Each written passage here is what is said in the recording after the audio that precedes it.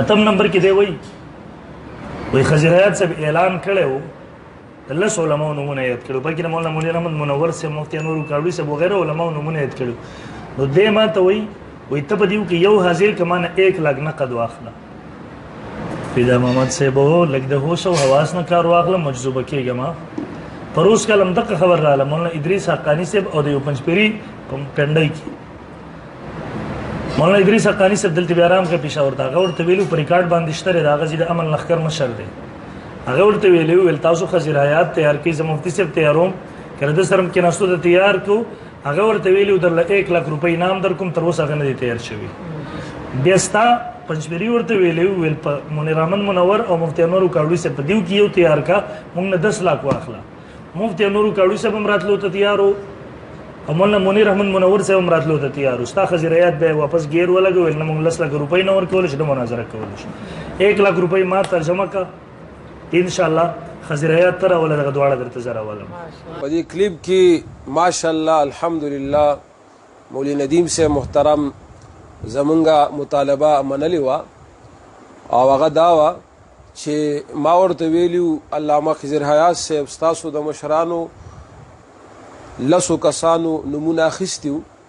په دې کې یو کس یا دوه حاضر کا او زما طرف نه وتا ته 1 لک روپۍ انعام کې درکول شي ماشاءالله مفتی صاحب الله دې اجر درکړي جزای خیر دې درکړي الله پاک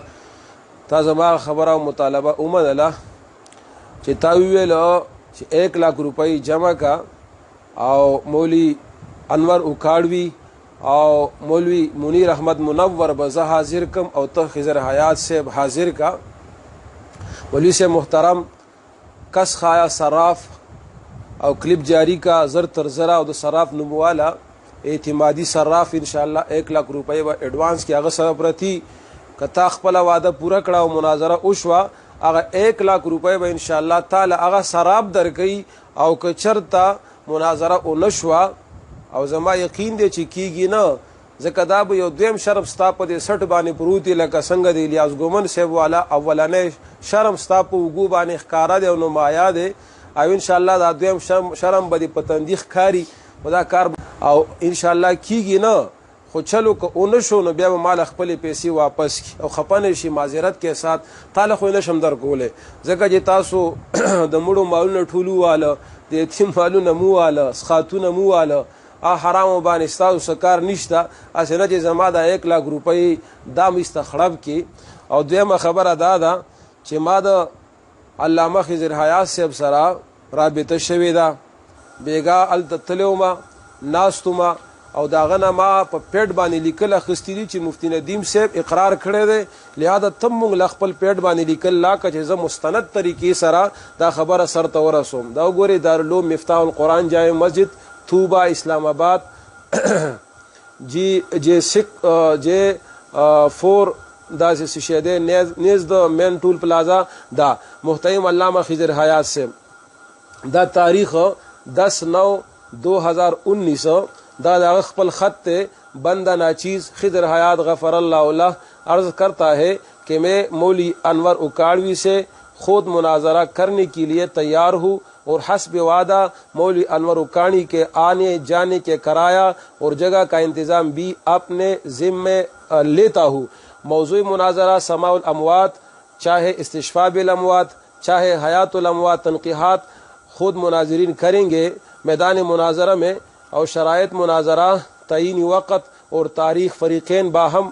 مشاورت اور رضامندی سے طے کریں گے مولوی انور اوکاڑوی اسی طرح اپنے پیٹ پر جلد تحریر دے تاکہ اگلے مراحل جلدی طے ہو سکے خضر حیات غفر اللہ له مدیر دارالعلوم مفتاح القرآن اسلام آباد 10 محرم الحرام سنہ 1441 ہجری بروز منگل دا بیگانئی آغا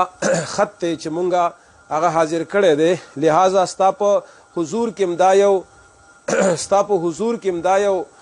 درخواست دی چې دغه رنګ پیډ باندې د مولوی انور اوکاړوی او دارنګي د مولوی منیر احمد منور صاحب هغه پیډ باندې لیکل دا حاضر کا او زبستا انتظار کوم د را روان کلیپ او پای کې بدا خې د قرنګ څنګه چې ماو خودو د دې لپاره چې سبب بیا غوونه وي چې زموږ ندیم نه پیژنم او خدا نه غستا غزول تاریخ دهراو شي چې مولوی الیاس ګومن سی ویلو